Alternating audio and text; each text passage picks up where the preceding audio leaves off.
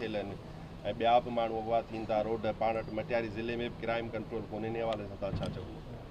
Standing committee जेका senate जी हुई उन जो सेशन थियो जंहिंमां सिंध जी रिप्रेजेंटेशन हुई ऐं जंहिंमें हमारी असांजी पुलिस साइड जो कंसर्न डिप्टी इंस्पेक्टर जनरल हो ऐं असांजी बि हिंदू कम्यूनिटी सां जेके तालुक़ रखंदड़ पाकिस्तान पीपल्स पार्टी जी नुमाइंदगी हुई उहे IG सिंध ऐं होम डिपार्टमेंट जा असांजा ऑफिशियल्स उन में शरीक थिया। सिर्फ़ु प्रिया कुमारी न पर जेतिरा ॿार नंढड़ियूं नंढड़ा ऐं ॿिया जेतिरा बि सिंध जा अफ़राद अबडक्टेड आहिनि, किडनैप्ड फॉर रैंसम आहिनि, सिंध हुकूमत हुनखे हिकिड़ी नज़र सां ॾिसे पई। प्रिया कुमारी जे मसइले ते सिंध हुकूमत इंतिहाई हसास आहे, इंतिहाई हिन खे बारीक बीनी सां ॾिसे पई।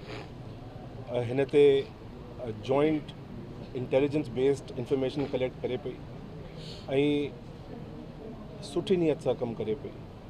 हिन ते यकीनन जेके इलेक्टेड नुमाइंदा पाकिस्तान जे पूरे नक्शे में जिथां बि हुजनि त उन्हनि खे आवाज़ बुलंद करणु त बुनियादी फ़र्ज़ु आहे हर इलेक्टेड MP जो, हर इलेक्टेड MLA जो।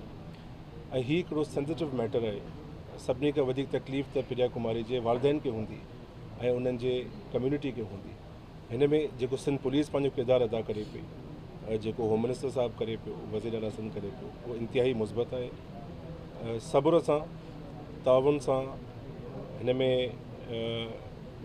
सिचुएशन सेंसिटिव हूंदी आहे छो जे जेके वागू हूंदियूं आहिनि उहे किडनैपर्स या अबडक्ट जेके करे वेंदा आहिनि उन्हनि जे हथ में हूंदियूं आहिनि, त उन्हनि सां नेगोशिएशन्स या उन्हनि जी हिकु त इंफॉर्मेशन कलेक्ट करणु त कंडीशन छा आहे कंहिं बि अबडक्टेड ॿारड़ीअ जी या नंढे जी, ऐं उन खां पोइ सेफली उनखे घर आणणु, त हीउ हिकिड़ो मजमूई हिकिड़ो ऑपरेशन हूंदो आहे जंहिंमें सिंध हुकूमत पंहिंजो इक़दाम खणे पई, खणंदी ऐं इंशाअल्लाह अल्लाह साईं चाहियो त प्रिया कुमारी समेत जेतिरा ॿार सिंध मां अबडक्टेड आहिनि, सिंध खां अगरि ॿाहिरि निकिरी विया आहिनि ॿियनि सूबनि में या किथे बि सेफली पंहिंजे घर आणींदी। हिन में सिर्फ़ु इहो गुज़ारिश हूंदी त सब्र ऐं कुझु शयूं अहिड़ियूं लाज़मी हूंदियूं आहिनि जेके कॉन्फिडेंशियल हूंदियूं आहिनि, जेके डिस्क्लोज़ कोन कंदी आहे हुकूमत, ताकी अबडक्शन सही तरीक़े सां थिए। त प्रिया कुमारी समेत जेतिरी बि अबडक्शन्स थियूं आहिनि सिंध मां उन्हनि खे हिकिड़ी नज़र सां ॾिठो वञे ऐं इंशाअल्लाह ताला अल्लाह से में उमेदु आहे त सिंध पुलिस वज़ीर आला सिंध जी लीडरशिप में, होम मिनिस्टर जी लीडरशिप में उनखे प्रिया कुमारी खे रिकवर कराईंदी। असांखे अहसास आहे त हिनखे तमामु घणो टाइम थी वियो आहे ऐं इलाही पहिरीं हिन ते